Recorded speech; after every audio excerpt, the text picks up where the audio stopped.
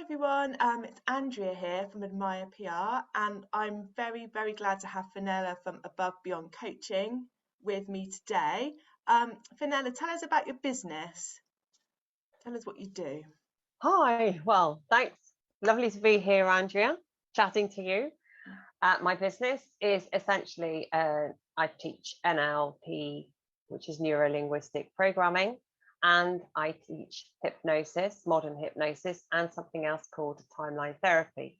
And combined all of those together, essentially teaching people to be able to take charge of their lives and also be able to support other people to make massive changes, massive and profound changes that last forever, really. That's So, essentially in a nutshell what I yeah, do.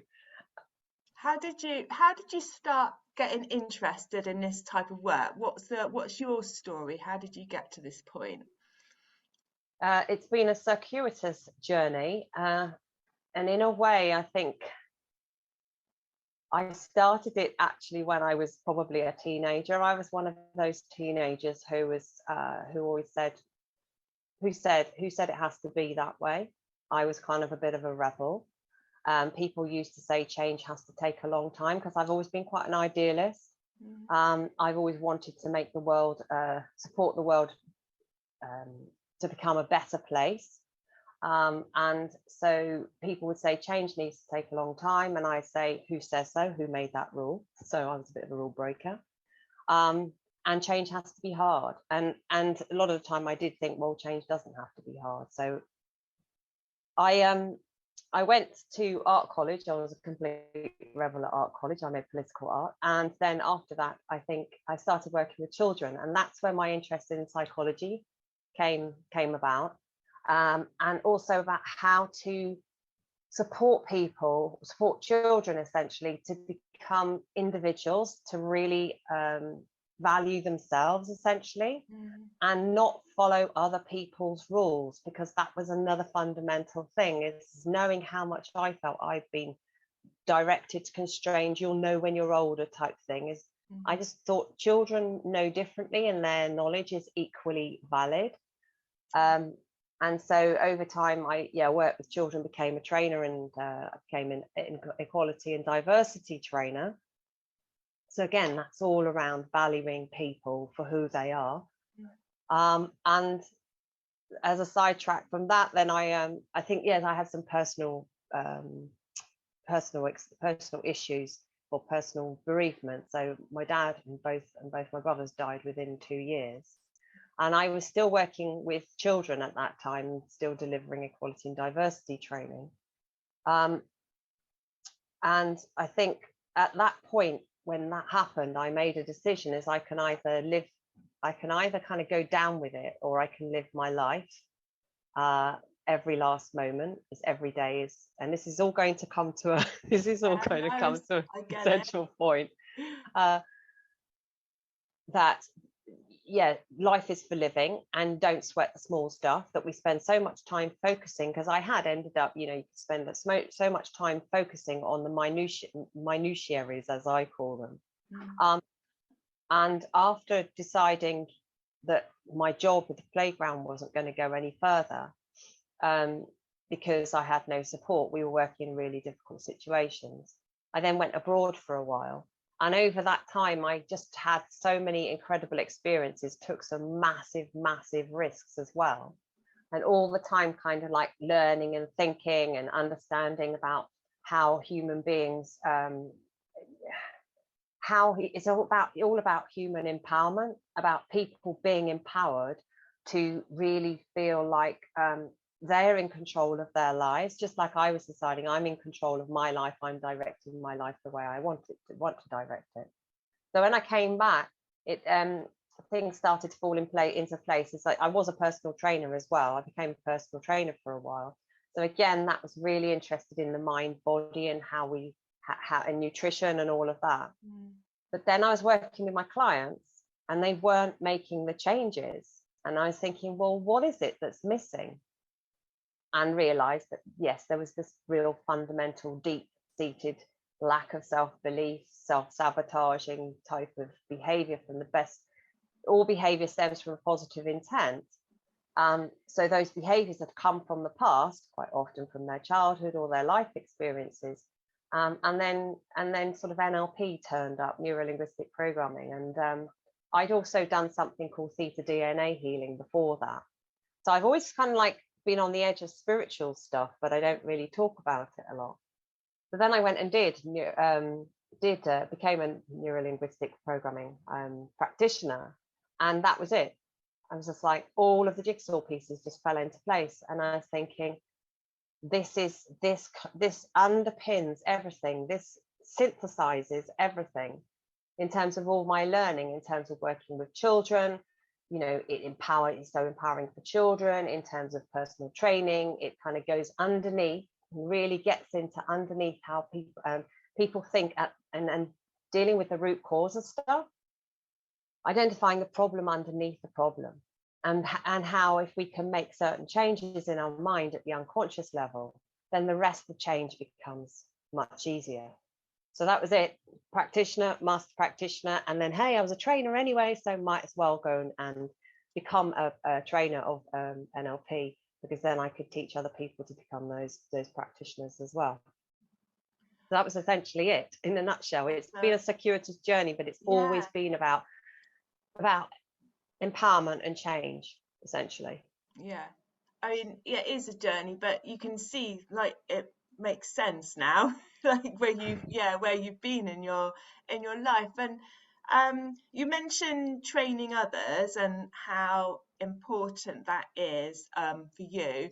So what sorts of people come along to be trained in NLP by you? I have people who are already coaches, so health coaches. I've had physiotherapists. I've had a hypnotherapist as well. Other people who are doing it for personal development, who want to become coaches or who want to start doing coaching. I've also had people who are more in the business coaching side, who want to expand their skills, because often not being able to, when people are blocked in their business, it's essentially there's something emotional behind that. There's something to do with what they think about themselves, holding them back. So it's to do with the past. Anytime we're blocked moving forwards, it's to do with something in the past. And if you can get at that and remove that. So one of the other things that I think is really, really powerful about NLP that I've noticed when people come and do master practitioner is the values stuff. Because when we work at the level of people's values and we can change people's values in order of importance, it's kind of like a little bit like waving a magic wand. But when we do that, that means that actually they think differently. Their world does change. That is magical. I mean, in the past, and I've been teaching people horse riding. That was my job many years ago. And if there's a problem with someone's horse, it's nothing to do with the horse. They're a mirror of someone's soul. That's what I always say about horses. They're amazing creatures. So it's somebody's own issues, and then invariably it's something that's quite deep set in them that is causing that. So I can see how other coaches in sport and business and in health, how, as like you say, it's like a foundation that underpins everything. And when you learn NLP, everything else slotted in together. So I can see how that would be really valuable. Yeah. Because what it is, you know, it's of the mind, the language that we use for ourselves and we use to other people, and the programs that we run. And once we can discover all of those, anything that doesn't work, when we can discover the detail behind actually what doesn't work, what part of that strategy is not working, then we can change that. We can literally, using eye patterns, using questions, using, you know, a variety of different techniques, can literally change how someone does something in their head. And it's just by changing that everything we do is held as an internal representation. And so NLP is really about understanding how the mind works and how to make it work for us, essentially. I mean, like, you know, listening to you, it just is just so relevant for everybody, and also, like you say, for children as well. It's you know, I'm a mum. I've got three children, and you know, sometimes they come and they'll say like things, you know, they'll say things about themselves or things they've heard at school, and as a parent it's so difficult because no, that's not true. I don't want you to feel like that you have to say that, or you have to be a certain way. um if someone listening to this, watching us now, is interested in finding out and reading about something to do with NLP, or starting on a bit of a journey, is there some, you know, obviously I'm going to share your contact details, but is there somewhere that you can direct them to start learning, if they're the sort of person who likes to read around a subject? Crikey, the name of the book's gone out of my head. There's a book that I give used to give all of my course participants, that people can there are so many books that people can just, yeah, if they just go on to Google it, it's just an introduction to NLP.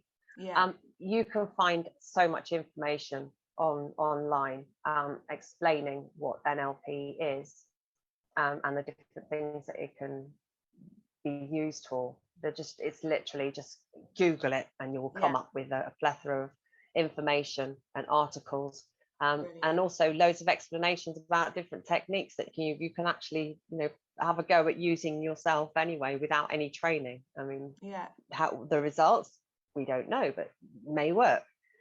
Yeah. NLP is all about modeling excellence. So if you can install the model of excellence into yourself, then you can, NLP says you can do it.